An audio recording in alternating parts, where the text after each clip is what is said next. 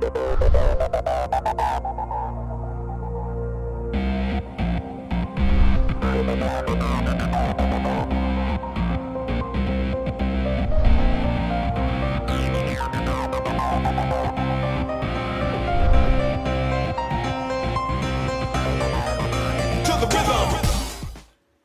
welcome to the TechPit show. I'm Joe.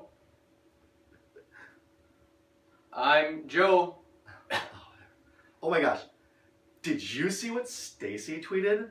Oh, like, hashtag, I can't believe she would say that. Hey, are you following the Kardashians? Oh, they're totes fun, like, for real.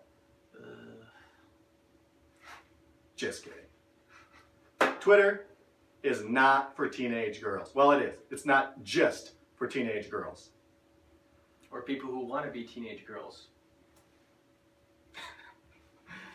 It's not for finding out what Ashton Kutcher had for breakfast either. I've only been using it since December, so I'm by no means an expert. But my first impression is it's an amazing tool for teachers. It's so much more than just like sharing what's going on in your classroom, which is a great way to use it. It's awesome to like just search and discover topics that you teach about and see what other teachers are doing. There's so many teachers on Twitter and they share all sorts of different things. It's a pretty amazing way to enhance your teaching. One of the biggest misconceptions that I think people have is that you don't need to tweet to be on Twitter. You could have a Twitter account, have people that you follow, don't ever tweet at all, and just follow certain people that are in your subject field and learn more just from watching them. And if you feel comfortable, then tweet, but you don't have to tweet at all.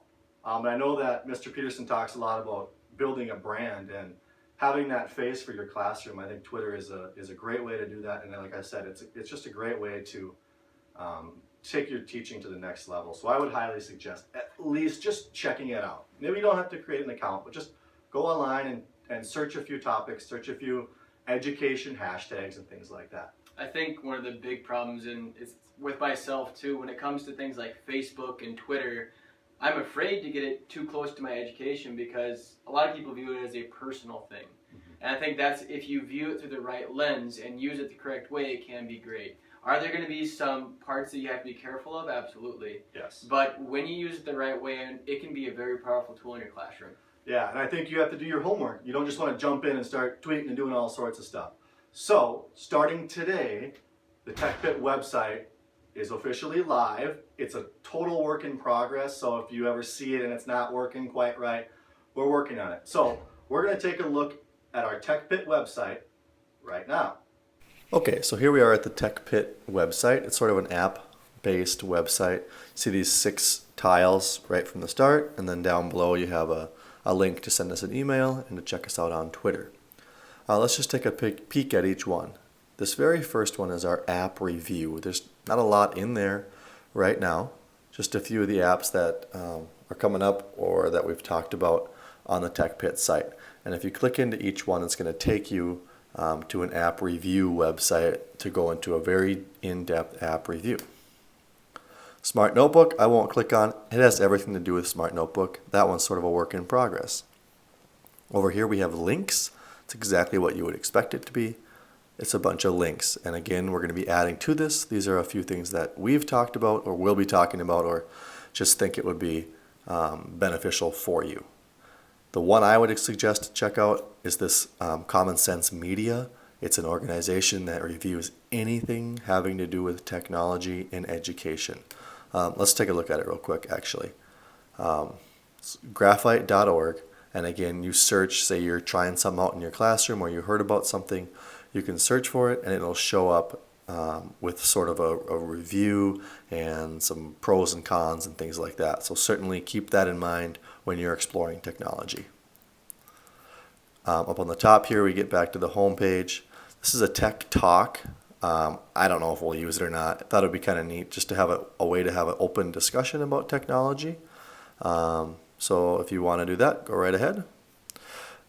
Skip this one for now, we'll come back to it. This is our TechPit log, I guess, just all the videos that we've had so far, and we'll keep those there just so they're all kind of in one nice neat spot. This is the one I want to spend our time on today, is Twitter. So those of you that are interested in Twitter or maybe just created an account and want to know more, this is a great place for you to go. The first thing that you'll see here is a Google Doc. If I click on that Google Doc, it just takes me to a public document created by somebody else. This is Twitter 101 for parents and teachers. This is the Twitter 101 course. There's some more videos and some more documents and things like that to really get into Twitter a little bit deeper than that first Google Doc. Then the last thing is sort of a neat one if you are curious as who should I follow, what should I look at. Check out these hashtags. And this is just a site. On the left here I have a widget that is tied to the hashtag EdChat, which will kind of just show you anybody who's talking about educational technology. Along the right we have some popular teacher hashtags. And then over here on the left we have some subject-specific hashtags as well. That is the TechPit website, and again, it is a total work in progress. That looks really good, Austin. You guys should really check it out if you get a chance. Alright, we're going to take a quick break and we'll be right back. Hi, I'm a teacher. And I'm an admin. Hey Miller, did you hear the good news? What's that? The budget report just came out and we're finally going to make technology more available to teachers this year. Trust me. I feel like I've heard this before. What? The budget report is in. We're making technology more available to teachers. New technology for all teachers and students this year. We're investing in new technology for all teachers and students this year. Yep, this is the year, Mr. Burgett. The whole school is finally getting upgraded technology. Trust me. This year, it's going to be different. Trust me.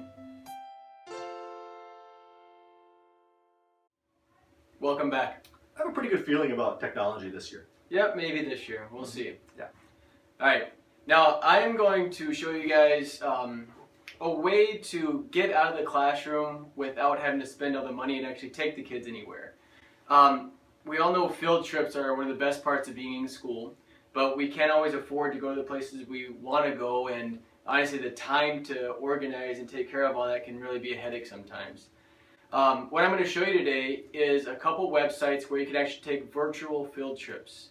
I'm going to show you a couple places just to show you see how it looks, but the main point I want to get across is if you're studying something in class, it could be ancient Greece, it could be the settlement of the Americas. If you just type that in and type in virtual field trip afterwards, most likely something will pop up. It can go always to space. If you're learning about Mars or the moon, you can take a virtual field trip to that place. And there's a ton of free places out there to do that. So if you look at my screen right now, this is a virtual field trip of the Louvre. Okay, I don't know how many of you have ever been to the Louvre or could afford to go there, but just by going to this website, you can actually get inside the Louvre and move around and see some of the exhibits. Now, what's really cool about this one is as you're looking around, okay, you can scan all the way around 360 degrees. You can actually click on the art and it'll give you a picture of it as well as a description about it. That's really cool. So you could use this in class if you're doing a project on Egyptian art here. You could have them look at this and then they could do further research from this. It's a way to go around and explore something without actually having to go there. Okay, and this is very extensive. As you can see down here in the corner, there's a little map that shows you where you're at in the Louvre and all the places you can go. Alright, the next one I was going to show you is the Smithsonian National Museum of Natural History. This again is a fully interactive 3D virtual tour.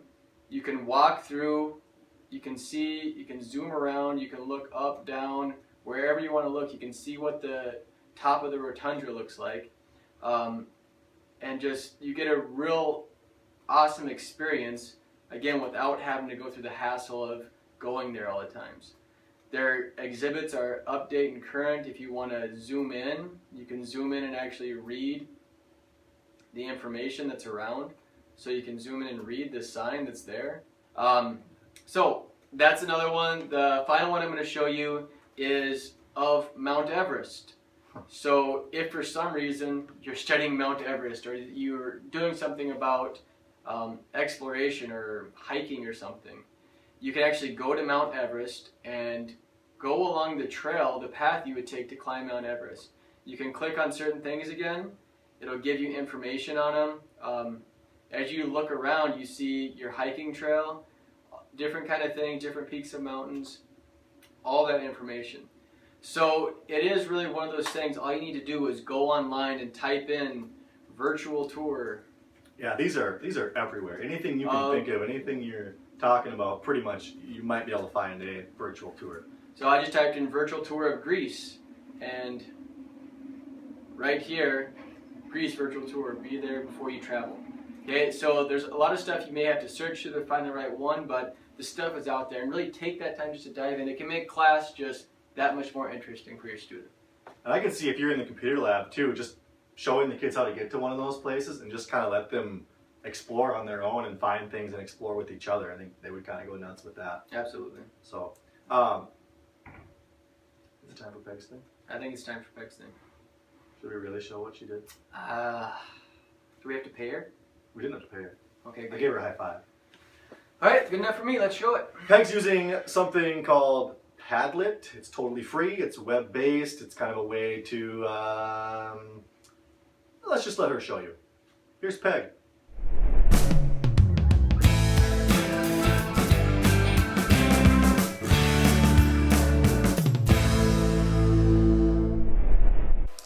Okay, Peg is using something called Padlet, and it's new to her, and she's kind of exploring, which I think is a great thing, to just kind of dig in and not be afraid. So just tell us in a very quick way, what is Padlet? I see Padlet as like a bulletin board, a place where you can post things, and then I plan to use it for discussion and assignment. What they write. Those are all the Padlets you've created. There's stays shows there. you a different background there. That's very cool. And so the kids actually tried to edit someone else's, and it didn't work. Cool. And if you have a picture or a little video that you want to use for discussion, it's nice because you just really do push. As far as videos go, here is some information about a draft riot that took place. I won't make you watch the movie, but there's the movie. It's like the organization piece. It's just all right there, and it's so slick. It's just amazing. It's really fun. What kind of rating would you give it? It is easy, but I will say, like, those of you who are younger and you just, like, you use all this stuff all the time, I think it's going to be, like, second nature. But people who are a little intimidated by new programs or pressing buttons, you're going to press a few buttons and go, like, what does that mean? And you're just going to have to try. And then I know that I went on and watched 2 tutorials on YouTube, and they range, from 5 minutes to 10, 15 minutes, and they just give you some ideas. This was actually recommended to me by Jody Dittbenner Lund. Okay, welcome back. We want to thank Peg for helping us out. It's really neat, the stuff she's doing, so it was great to see that. Yeah, and make sure you check out her website too. She's got an amazing website. It's kind of her hub of learning is kind of what I got from it. It's a great way for her kids to really dig into her classroom. Speaking of websites, remember just to look at our website when you get a free moment. Check it out, dig through it.